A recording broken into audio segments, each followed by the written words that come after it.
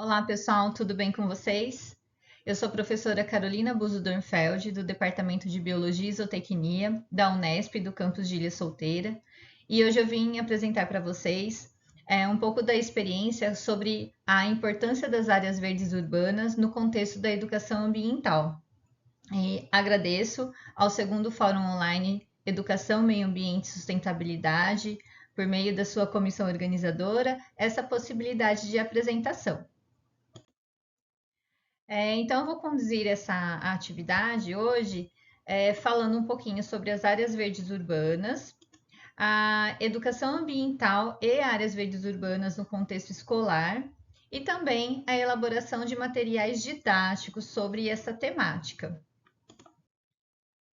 Então, para início, gostaria de apresentar alguns conceitos sobre o que seriam as áreas verdes urbanas.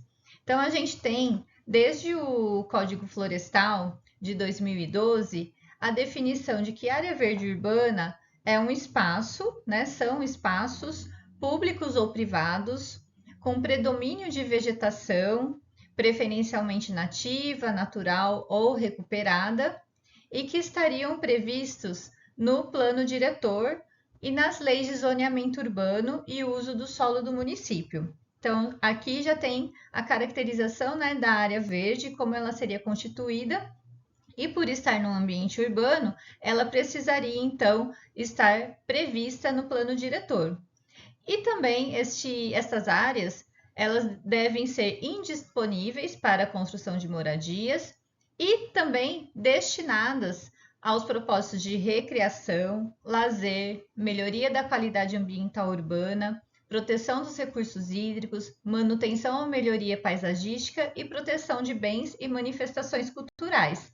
Então, a definição ela é bastante ampla e a gente vai ver que ela vai englobar vários espaços que a gente possui nos nossos municípios. Então, a gente pode falar de áreas verdes urbanas quando nos referimos às praças, parques urbanos, parques fluviais, parque balneário e esportivo, o jardim botânico, um jardim zoológico, alguns tipos de cemitérios e também as faixas de ligação entre as diferentes áreas verdes, como as avenidas, os canteiros centrais, todos esses são exemplos de áreas verdes urbanas.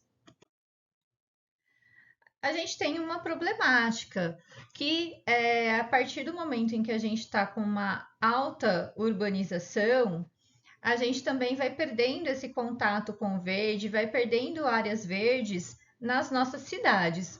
É sabido que grande parte da população brasileira vive nas áreas urbanas. Então, a gente tem aqui esse quadro do IBGE, onde mostra que 85% da população está na área urbana. E as cidades, né, elas têm se tornado, então, espaços onde predomina o concreto, em ruas, calçadas, prédios, diferentes tipos de moradias. E esse processo ele tem acontecido desde a década de 1970, mais fortemente, onde os centros urbanos brasileiros sofreram intensas transformações em vistas do seu rápido crescimento, do crescimento populacional e muitas vezes, né, de uma questão de políticas ineficazes em relação ao ordenamento territorial. Isso gera uma problemática que é a ausência, muitas vezes, dessas áreas verdes nos centros da cidade, onde está localizada a maior parte da população brasileira. Em relação às funções das áreas verdes urbanas, elas podem desempenhar três funções principais, mas não apenas essas, que seriam a ecológica, que é o aumento do conforto térmico, o controle da poluição do ar e acústica, a interceptação das águas das chuvas e o abrigo à fauna, a função estética, que seria a valorização visual e ornamental do ambiente e diversificação da paisagem construída, e também uma função de lazer para a recreação da população. A Atualmente, nós temos os Objetivos do Desenvolvimento Sustentável, são 17 objetivos que foram instituídos pela ONU, onde nós né, enquanto cidadãos, nós, enquanto empresas, enquanto universidade, enquanto gestores municipais, devemos contribuir para que metas sejam alcançadas entre 2015 e 2030. Um desses ODS é o ODS 11, que se refere a cidades e comunidades sustentáveis. E uma meta específica desse ODS é a meta 11.7, que diz que até 2030 nós temos que proporcionar o acesso universal a espaços públicos seguros, inclusivos, acessíveis e verdes, em particular para as mulheres e crianças, pessoas idosas e pessoas com deficiência. Então, a questão das áreas verdes nas cidades também se caracteriza como uma meta dos Objetivos de Desenvolvimento Sustentável, e até 2030 a gente tem que atingir alguns objetivos, né, para que essas metas também sejam atingidas. E qual que é a importância, então, desse contato com o ambiente natural, com as áreas verdes urbanas? Tem um termo já bastante antigo, né, há mais de 40 anos, que foi descrito por Robert Pyle, que se chama extinção da experiência. Então, quando eu me refiro a essa extinção, eu me refiro à ausência desse contato dos seres humanos com o ambiente natural. Primeiro com o ambiente natural, seja ele rural ou urbano, mas como nós vimos, estamos concentrados em grande maioria nas cidades. Então, seria essa ausência do contato com os ambientes e as áreas verdes. Então, ele descreve que quando a gente tem esse afastamento, a gente está envolto, né, de um ciclo de perdas e desafetos. Então, quando as espécies, tanto de flora quanto de fauna, são retiradas do nosso convívio, do convívio humano, e a gente também perde esse contato de estar, né, em ambientes naturais, a gente também cresce acostumado com essa ausência. Então ele coloca, né? Assim, a extinção da experiência precipita um ciclo de descontentamento, degradação e separação final da natureza. E isso é muito problemático, porque a gente pode estar privando as crianças desse contato, assim como nós, adultos, né?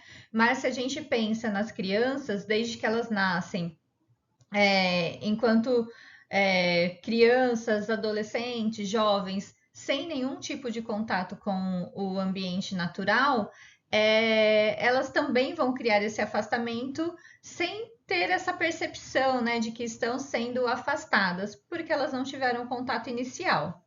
E nesse caso, as emoções e sensações despertadas em espaços verdes no período da infância são de extrema importância para a construção de valores estéticos, éticos, coletivos e de preservação.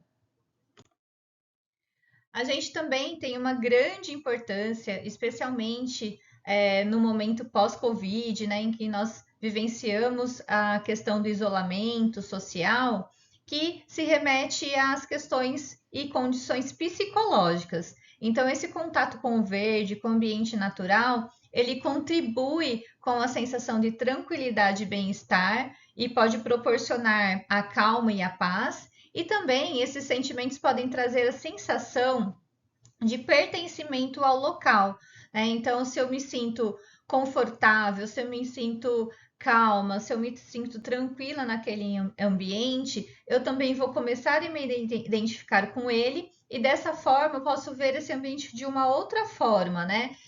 No sentido de que eu quero cuidar daquele ambiente, eu quero manter aquele ambiente em bom estado para que eu consiga mais vezes estar realizando minhas atividades lá.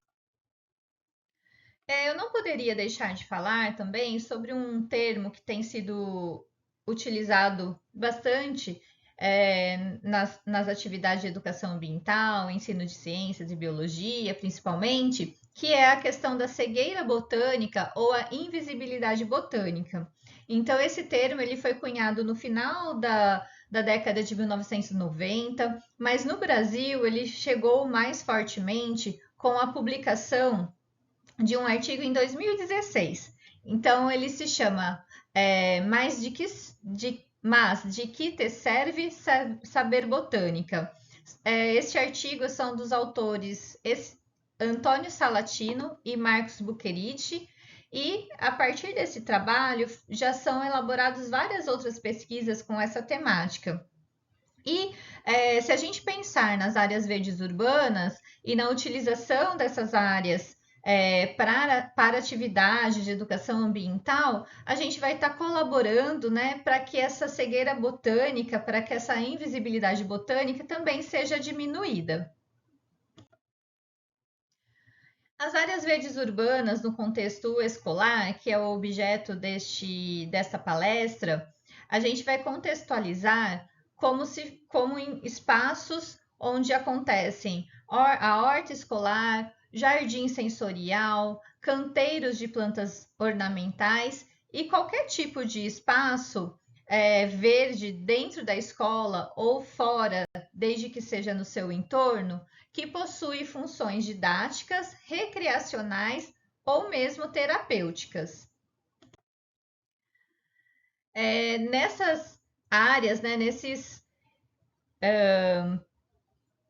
jardins, nesses canteiros, né, a gente pensa que deve haver a construção desse espaço todo verde por toda a comunidade, então que envolveria alunos, professores, gestores, coordenadores, toda a parte administrativa da escola, que deve se envolver tanto no seu planejamento, desde a escolha das plantas, ajuda para a elaboração e plantio das mudas e mesmo auxiliando nas regas. Então, esse modo, né, de agir de toda a comunidade vai fazer com que todas as pessoas envolvidas elas se apropriem do espaço e entendam a importância dele. Nesse sentido, quando a gente estabelece esse cuidar, né, dos vegetais que ali a gente plantou, né, que a gente se importou desde da escolha das espécies, a gente começa a se identificar e ter uma relação mais estreita entre nós, seres humanos, e a natureza. E isso gera uma afetividade e responsabilidade também com aqueles seres que estão crescendo, se desenvolvendo. E eu trago aqui, então, uma frase do Boff, de 2017, em que ele coloca que o cuidar é mais que um ato, é uma atitude. Portanto, abrange uma atitude de ocupação, preocupação, de responsabilização e de envolvimento afetivo com o outro.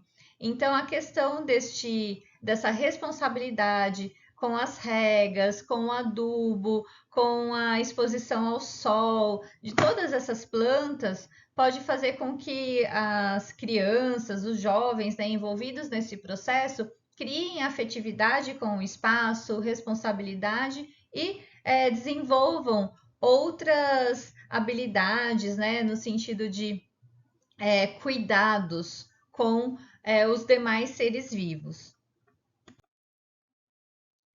Dentre esses espaços, nós temos o jardim sensorial. Então, esse jardim ele é caracterizado por ter espécies que trabalham a questão do aroma, do tato, do paladar de maneiras diferenciadas. Então, as espécies são escolhidas, espécies botânicas, né, são escolhidas justamente para aguçar os nossos órgãos do sentido.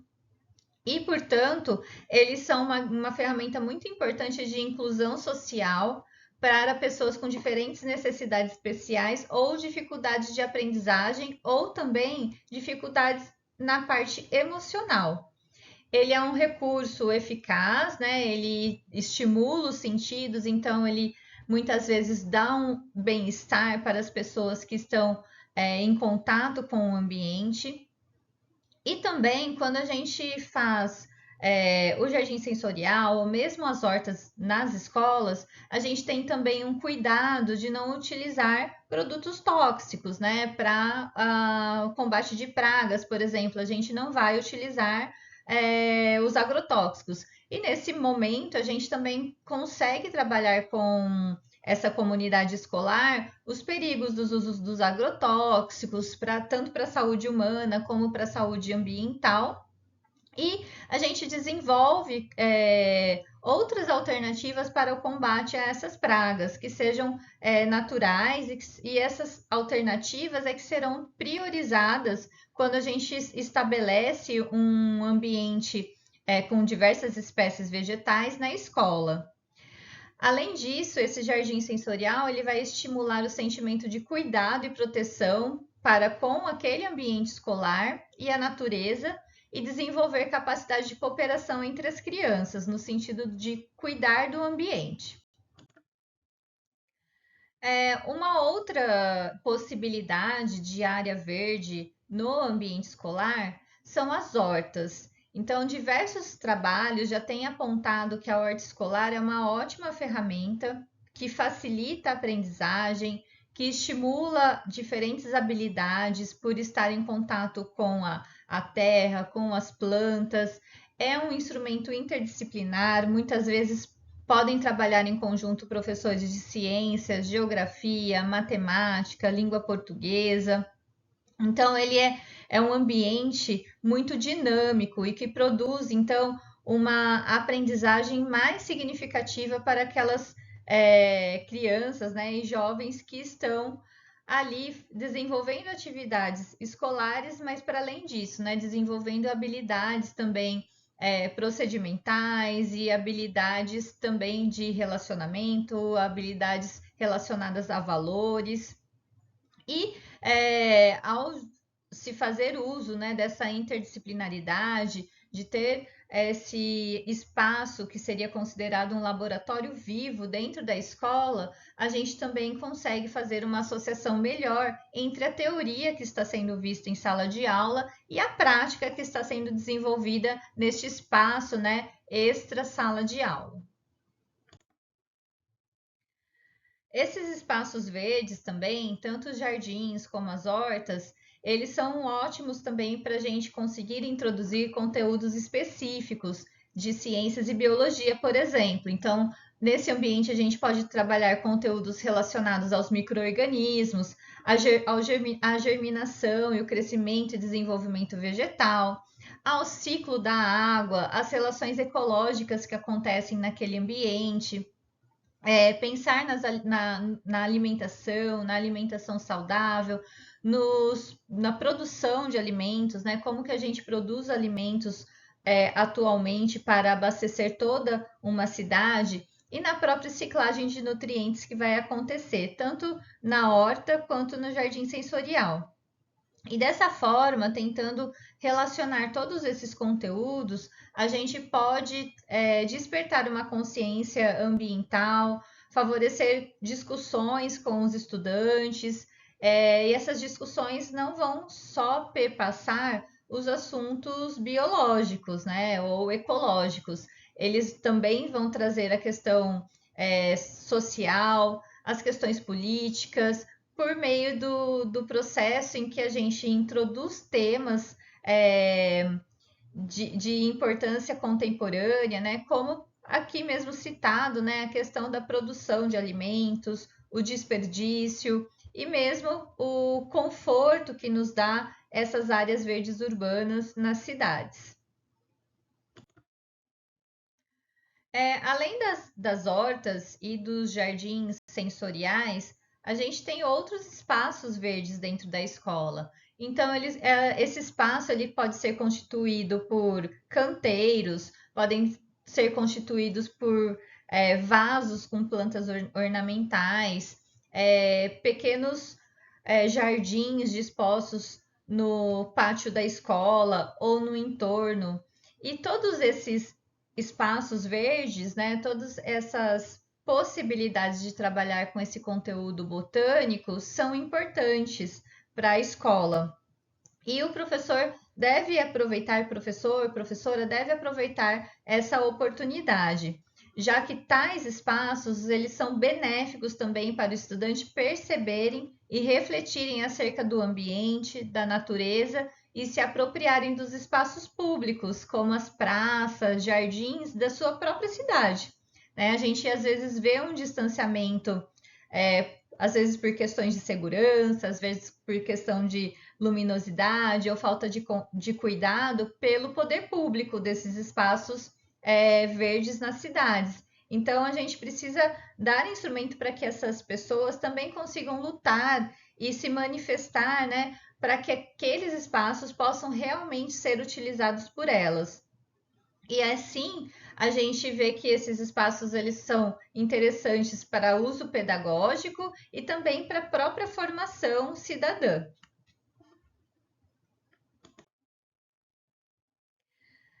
Nas praças e jardins, a gente comenta, né, que esses espaços eles são no entorno da escola, então muitas escolas têm próximos, às vezes é só atravessar uma rua, né, ou uma quadra e já temos praças próximas ao prédio da escola. Então que esses espaços eles possam ser melhor aproveitados pelos agentes escolares, né? Já que as crianças muitas vezes passam diariamente nessas praças de jardins como um trajeto para chegar na escola.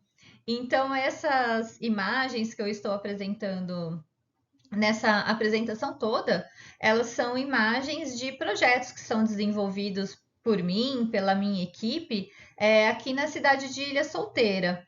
Então, a gente trabalha diretamente com as escolas, principalmente de ensino fundamental dos anos iniciais, né, as escolas municipais, e tentamos o máximo possível fazer atividades práticas com os alunos para que eles realmente se apropriem deste momento ou mesmo se apropriem, né, e conheçam melhor aquele local que eles passam diariamente. Então, no entorno do ambiente escolar, essas áreas proporcionam uma educação ambiental por meio da vivência de experiências que possibilitam, então, convívio e interação com a natureza, possibilitam a convivência com o outro e o diálogo entre as pessoas, né? Dificilmente a gente observa essa situação de diálogo e observação se a gente está na sala de aula tradicional. Então, fora dela, a gente consegue ter essa melhor convivência, melhor diálogo, bem como a visualização de interações ecológicas e socioambientais importantes, que a gente não consegue evidenciar na sala de aula. Mas, apesar de ser tão importante, né, de colaborar tanto com o aspecto da aprendizagens e das diferentes aprendizagens, né, não só conceituais, mas também de valores, existem muitos desafios a serem superados. Então, o que está sendo descrito na literatura e a nossa experiência também aqui com os nossos projetos é que, apesar de ser um ambiente repleto de informações e muito rico em termos de conhecimento e trazer impactos positivos para a comunidade escolar, as muitas escolas, gestores, professores e professoras acabam não optando por aderir à inclusão deste espaço por falta de tempo para sua manutenção e por não possuir uma pessoa ou um grupo que poderia ficar responsável pela área. Então, a gente está tratando de jardins sensoriais e hortas escolares, então, são seres vivos que precisam de manutenção, regas, nutrição, acompanhamento. Então, isso é um trabalho a mais que a escola vai ter. Então, a questão, né, desse distanciamento, às vezes, em aceitar a ter uma horta ou um jardim na escola, é realmente pela falta de tempo ou de um grupo para cuidar desse ambiente. E para que essa manutenção ela seja possível, realmente é necessário o envolvimento de toda a comunidade escolar. né? Num processo aí que envolve muito diálogo e cooperação, porque realmente são ambientes que acabam necessitando de cuidados diários. E também, muitas vezes, foge a uma contextualização, né? Como que eu vou utilizar essa praça ou estes canteiros na minha disciplina? Então, há necessidade da formação do professor, né? Da formação continuada, para que ele consiga visualizar como que ele poderia utilizar aquele espaço. E pensando nessa contextualização, a partir de um projeto de extensão universitária, que se chama Áreas Verdes Urbanas, Conhecer para Valorizar, que foi apoiado pela Pró-Reitoria de Extensão Universitária e Cultura aqui da Unesp, nós pudemos desenvolver alguns materiais contextualizando as praças aqui no município de Ilha Solteira. Então, para que a gente pensa, né, na elaboração de materiais didáticos? Para auxiliar as práticas de educação ambiental, esses materiais didáticos surgem como ferramenta para facilitar a experiência de aprendizado. Além disso, é importante que nesses materiais contenham informações sobre a realidade local, para que a educação ambiental que seja desenvolvida ela seja mais efetiva. E esses materiais, a finalidade é de auxiliar professores, alunos e a comunidade local a conhecerem sobre as áreas verdes urbanas que cercam as escolas, conhecer a sua biodiversidade, as ações que podem existir para a sua sustentabilidade, além de ser um precursor aí para desenvolver o sentimento de pertencimento, já que no material didático que será elaborado, bem contextualizado, é, as, as pessoas terão acesso às imagens, ao conteúdo de algo que eles vivenciam no dia a dia, diferente de um livro didático de ampla circulação que precisa abordar de forma mais genérica, né, os contextos e os conteúdos. Então, apesar de ele ser específico para uma determinada área, uma determinada localidade, esses materiais eles podem servir também como uma inspiração para que outras pessoas possam reproduzir isso nas suas escolas ou nas suas comunidades, e também como base de conhecimento, né? Base de relações com outras propostas didáticas. Então, eu trouxe aqui algumas contextualizações teóricas sobre essa questão da importância desse material didático ele ser bem local, né, para que haja esse pertencimento das pessoas que irão fazer a sua leitura. Então, os materiais didáticos são uma das tantas possibilidades, podendo ser direcionado a um público específico ou várias pessoas da sociedade. Há ainda uma dificuldade em se trabalhar a educação ambiental justamente pela falta de materiais didáticos, mas principalmente aqueles que abordam sobre a realidade local.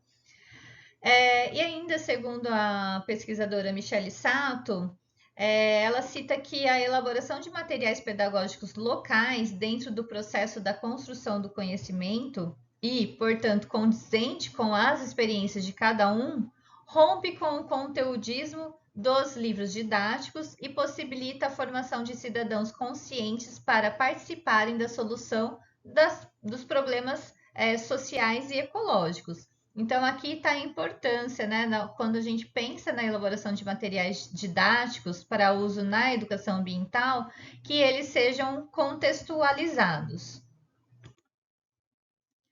O exemplo que eu trouxe hoje é do município de Ilha Solteira. Como eu já disse, foi a partir de um projeto realizado com as escolas municipais e as professoras de educação ambiental. Para deixar um pouquinho mais claro, eu trouxe esse slide onde ele apresenta como que a educação ambiental ela foi incorporada no currículo da educação básica. Então, as escolas municipais de ensino fundamental 1 no município de Ilha Solteira, De 2009 até 2012, ela desenvolvia atividades de educação ambiental no formato de projetos no período vespertino. Então, as escolas são de tempo integral, as crianças tinham o ciclo básico no período da manhã e no período vespertino tinham diversas atividades, e dentre elas existiam projetos de educação ambiental. Entretanto, a partir de 2012, a educação ambiental ela começou a fazer parte da matriz curricular como uma disciplina específica com 1 hora aula semanal para os alunos de primeiro ao quinto ano. E, embora contrarie o que a gente tem na Política Nacional de Educação Ambiental, que é a nossa PNEA, que indica que não deve haver uma disciplina específica de educação ambiental para a educação básica, especialmente, o município entendeu, durante o passar dos anos, de que seria uma forma de assegurar esse espaço da educação ambiental na escola. Então, a partir de 2009, foi instituída uma lei municipal, onde já se tinha a intenção de chegar ao que a gente tem hoje, que é a disciplinarização da educação ambiental no município, nas escolas municipais. E a partir de 2014, nós temos professoras contratadas, professoras especialistas, para trabalhar especificamente com a educação ambiental nas escolas municipais. Então, a partir do contato com essas professoras e do desenvolvimento do projeto de extensão, também foram desenvolvidas 3 iniciações científicas com alunas do curso de Ciências Biológicas, que eu vou deixar as referências certinhas, a Clara, a Beatriz e a Luana. E a gente desenvolveu, em parceria com as professoras de Educação Ambiental do município, alguns materiais didáticos para a utilização das praças que estão no entorno dessas escolas. Aqui é um município pequeno, nós temos 3 escolas municipais de primeiro ao quinto ano e, portanto, também temos 3 professoras de educação ambiental. Esses materiais didáticos, eles foram elaborados de maneira coletiva, então tanto a equipe da universidade como a equipe da escola participou de todo o processo.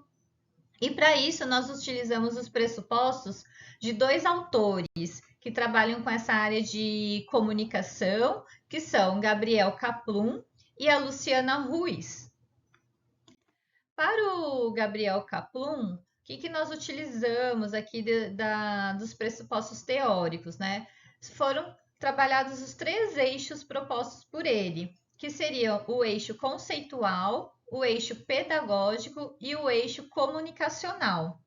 Então, para a elaboração desses materiais, a gente pensou nos conceitos, na articulação pedagógica desses conceitos e como seria a comunicação.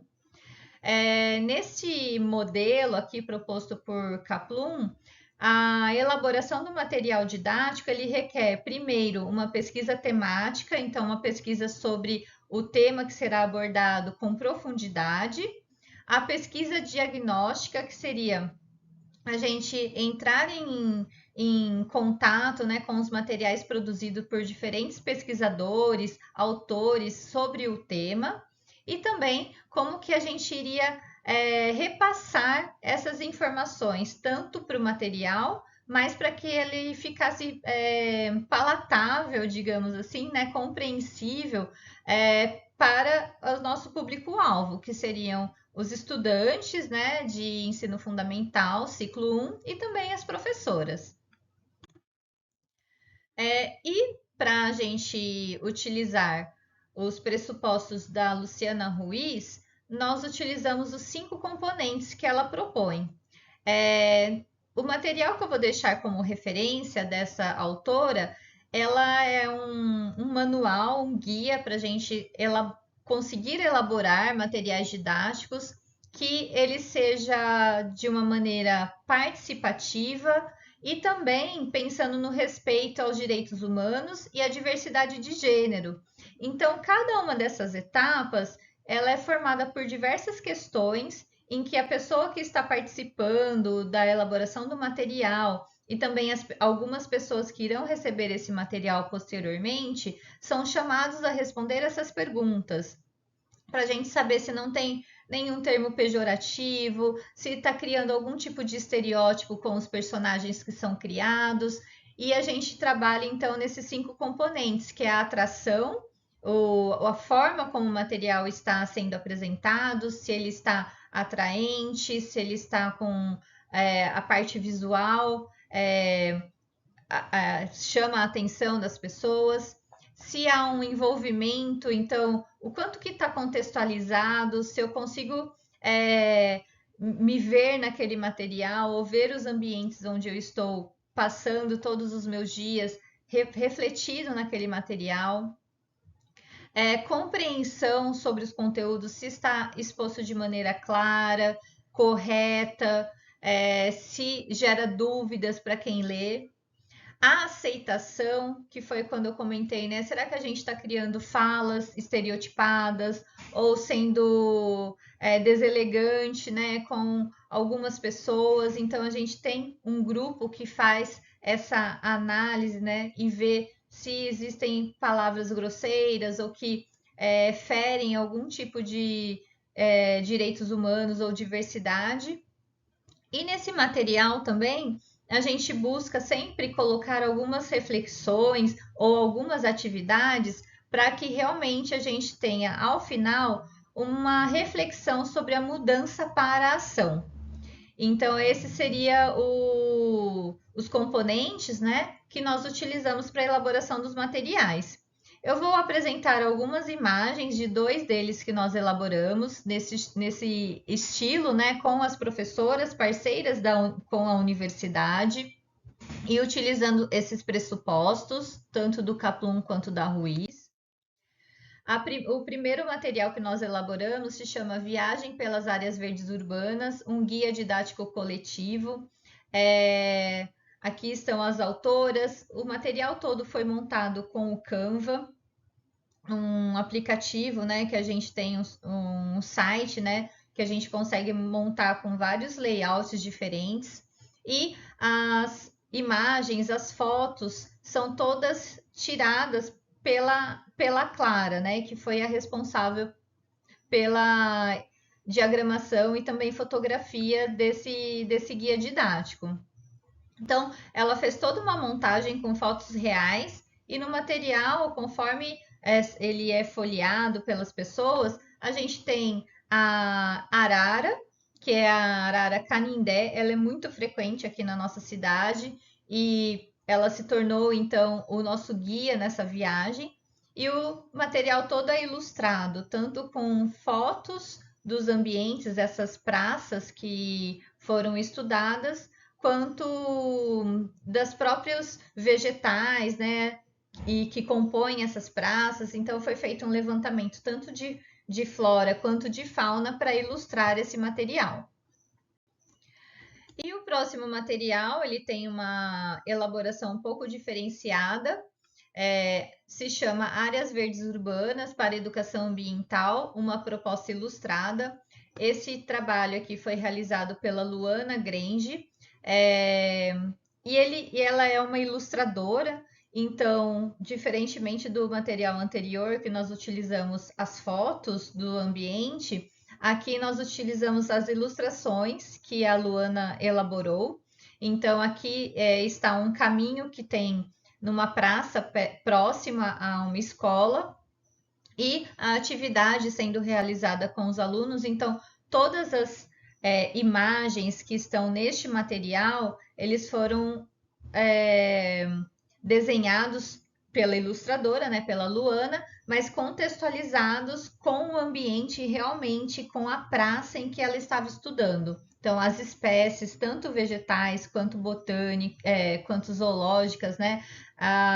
O percurso, o croquis da praça, todo ele foi montado pensando realmente no real. Então, quando as professoras, né, utilizam esse material, elas realmente conseguem visualizar a praça, as suas espécies que compõem aquele ambiente. E outros materiais que a gente utilizou do próprio Canva, né? Também esse e-book foi elaborado com o Canva, são de ferramentas de arte visual disponibilizadas no próprio site. Então, esses dois materiais, eles estão disponíveis no site da universidade, que eu vou deixar ao final aqui nas referências para que vocês possam acessar na íntegra.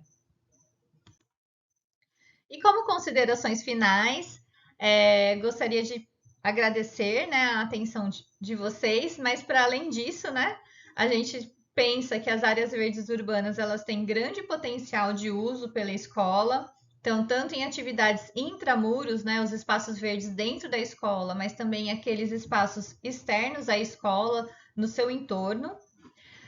Faz-se importante que os professores e professoras tenham conhecimento sobre a importância dessas áreas verdes e também os benefícios que podem trazer para seus alunos, que haja debate sobre a possibilidade das atividades, conectando esses espaços com a rotina escolar e planejamento pedagógico anual. A gente sabe que a rotina da escola nem sempre é fácil para a gente conseguir sair do ambiente da escola ou sair da própria sala de aula, mas isso é importantíssimo para a gente estimular valores que, às vezes, dentro da sala de aula a gente não consegue desenvolver em nós mesmos, né, e nos nossos alunos.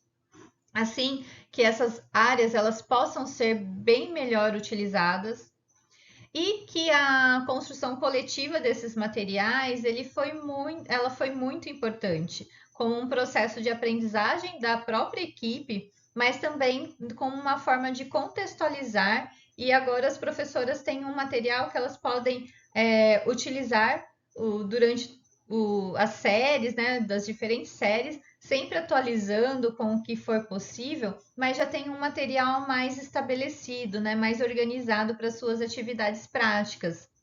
Então, uma construção coletiva se mostra importante, uma vez que as vivências, partilhas e ideias construídas geram um resultado mais completo.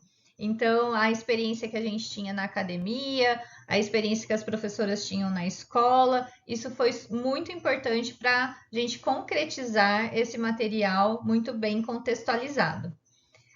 Então, eu vou deixar aqui algumas referências dos trabalhos de iniciação científica da Beatriz, da Clara e da Luana, o projeto de extensão universitária e as referências complementares que foram utilizadas durante essa apresentação.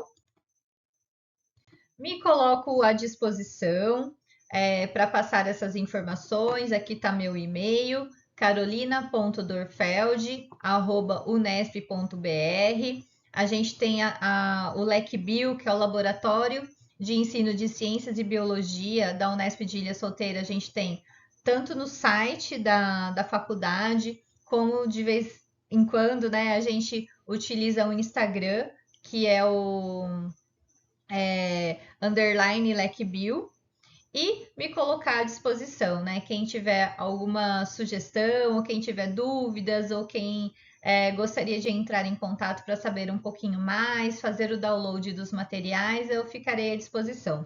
Então, muito obrigada ao segundo Fórum Online de Educação, Meio Ambiente e Sustentabilidade por essa oportunidade. E muito obrigada pela paciência de vocês. Espero ter contribuído de alguma forma aí para que a gente tenha um ambiente um pouquinho mais verde, né, mais aconchegante, mais acolhedor para todos nós. Até mais então. Tchau, tchau.